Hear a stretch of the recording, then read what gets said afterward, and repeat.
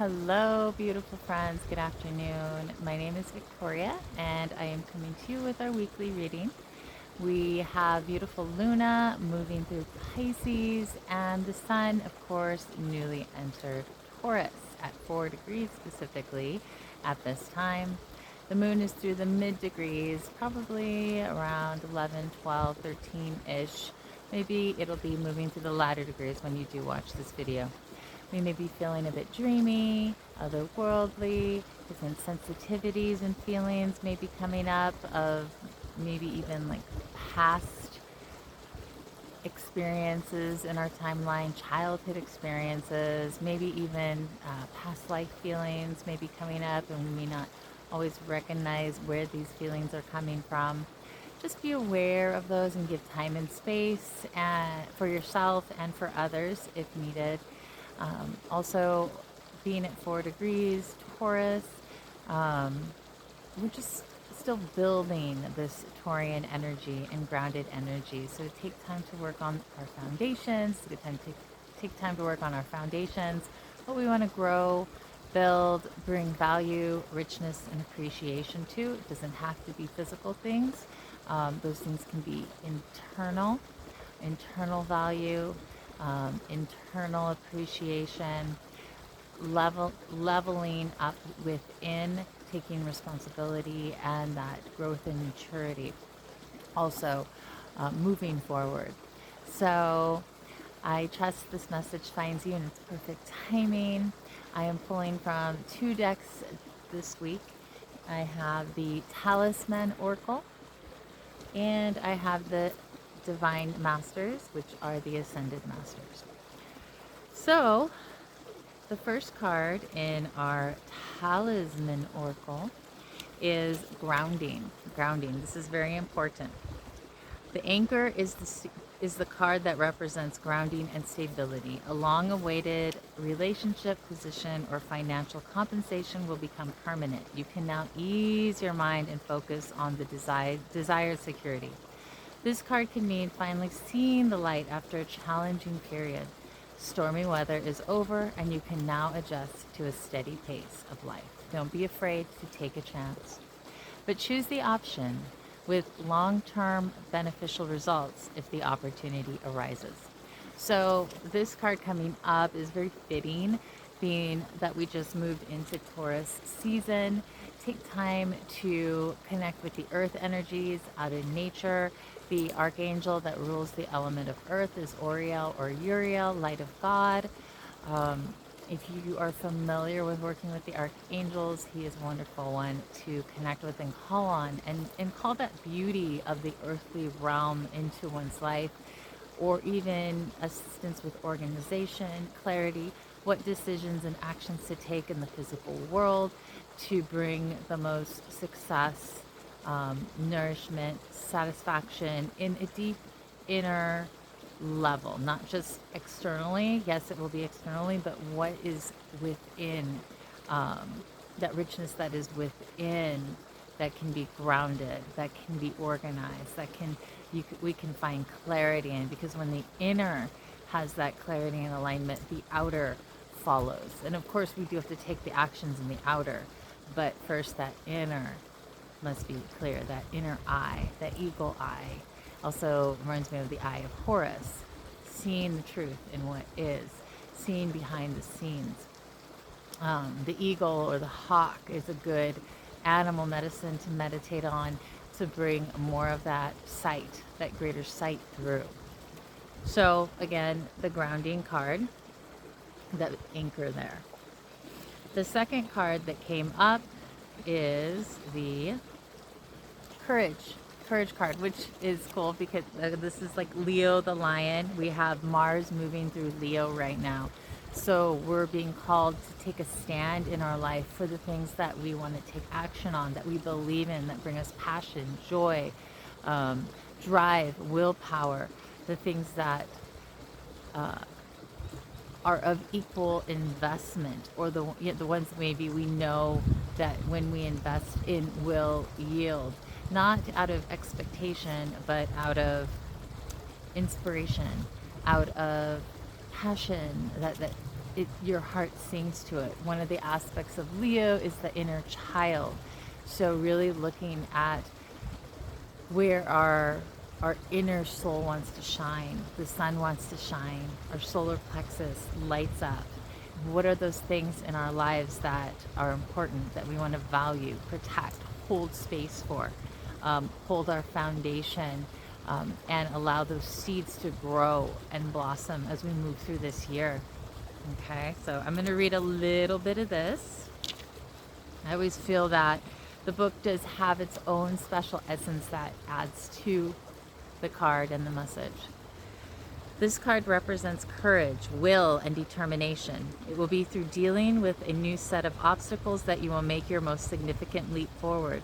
We learn little from times of ease. The peaceful moments in life reward us for the hard work we've done, but those easy times don't give us the opportunity to show our perseverance and strength of character. You have what it takes to see this situation through to the end. Courage evolves and it can grow into compassion, patience, and forgiveness. Nevertheless, alongside the hard times in life, we can see the joy and be present for all the goodness coming our way. And the affirmation is, I am strong. I am strong. I am courageous. I wield my inner strength through divine grace and ease. So, the next card, the next message we received is equilibrium. So grounding, courage, and equilibrium. Yielding and wielding these beautiful powers in balance, in alignment. It's time to align your actions with it's time to align your intentions with your actions. You're dancing between opposite forces, and your mind may be racing with ideas. The complexity of motion is important in the discovery of new methods. And when all the forces acting upon us balance each other, we are at equilibrium. Our perseverance and ability to let go coalesce in a state of harmony. Learning to accept misfortunes, but having the determination in the pursuit of our dreams brings confidence. The water takes whatever shape it's poured into, so you can direct where the energy goes. And I just want to say the part about misfortunes that it talked about, remember that nothing is ever truly finished until we decide it's finished. There's always the room and space, as long as we make it, for evolution, for growth, for transformation of something that may be seemingly fixed. One avenue that can be utilized for this in assistance with the transformation of something seemingly fixed is alchemy. Yes, that came to mind, but is the violet flame. So I don't know if any of you have worked with the violet flame of Saint Germain, but the violet flame is a very useful tool that can be used through its visualization and decrees in connection with the archangels of the violet flame, as well as Saint Germain, Lady Portia, and the other ascended masters that rule and direct the violet flame. So if you're interested in looking at more about the violet flame, please do. You may always ask me. I love to speak of the violet flame. It transforms down to an atomic level, which transcends space and time. So we're able to not only transform and evolve in this life, but through the timelines. The next card is Learn the Truth. And I love this owl on there. Just like running water behind me, beautiful stream in the sunset. Everything keeps constantly changing. You've been holding on to a burden that's been slowing you down. Sometimes we need to know what that is, what the burden is. Other times we need to examine our needs and behavior. Often holding on comes from a need to control our life and our surroundings. It gives us comfort that we can direct the circumstances and avoid a painful path. But if we let go of the illusion of control, we can find peace and enjoy the ride. Being vulnerable offers an opportunity for connection and closure. The little crab has to learn to let things go. The flower in front of him is a delicate gift from nature to bring joy. Use this card when you need to let go. The burden is too heavy and your tiny claws are clutching with tremendous effort. Take a breath on inhale, form fists with your hands and hold them as tight as you can. On exhale, open your hands, release any negative energies and feel the power of relief. I release this energy is the little mantra for this card. I release this energy. And of course, you may use the owl to guide you through the darkness and any illusion into the light, and to see that inner viewpoint, not just the above viewpoint that the eagle and the hawk can give, but the inner viewpoint that sees from within to the without. So again, grounding, courage, and equilibrium. Grounding, courage, equilibrium, and learn the truth.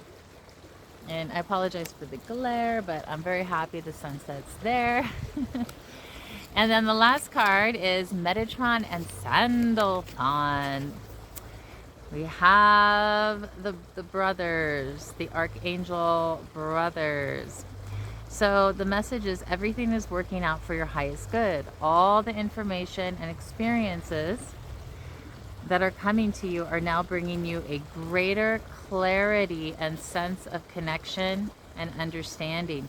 Be open and aware to the signs and synchronicities that are occurring at this time, for these are the miraculous reminders that there is a force beyond your human comprehension that is helping you be at your best self and live a life filled with purpose and meaning.